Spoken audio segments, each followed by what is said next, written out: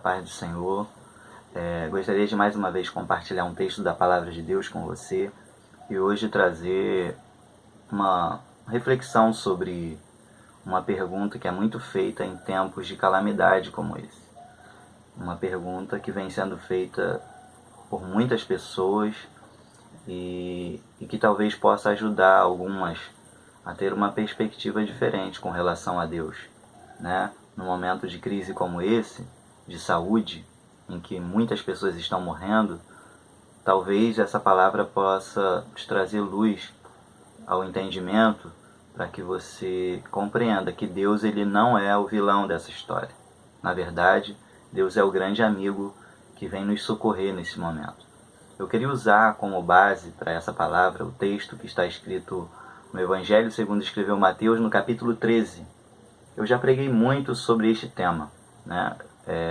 Algumas vezes eu repeti essa mensagem, claro que sempre de forma diferente ou acrescentando algo, mas acaba que essa pergunta ela é feita e ela precisa de resposta. Se Deus é bom, por que tanta coisa ruim acontece?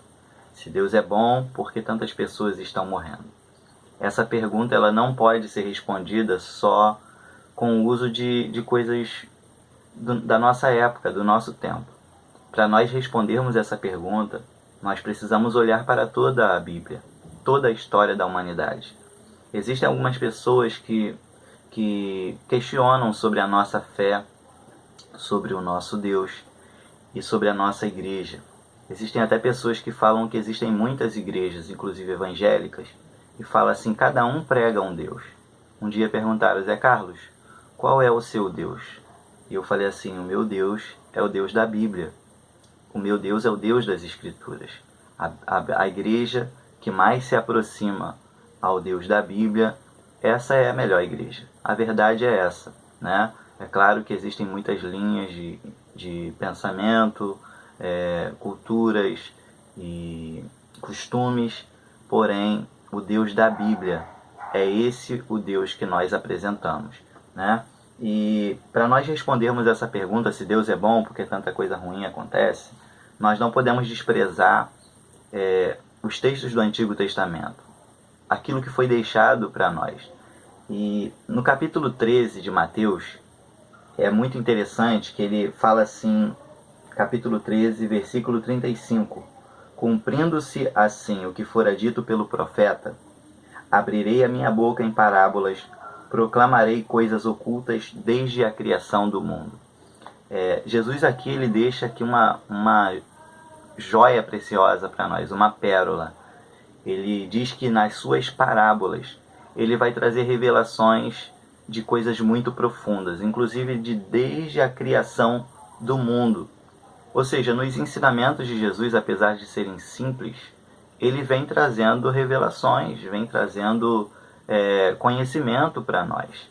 E o que nós precisamos entender é que quando o livro de Gênesis ele foi escrito, o livro de Gênesis ele não foi escrito para provar a existência de Deus.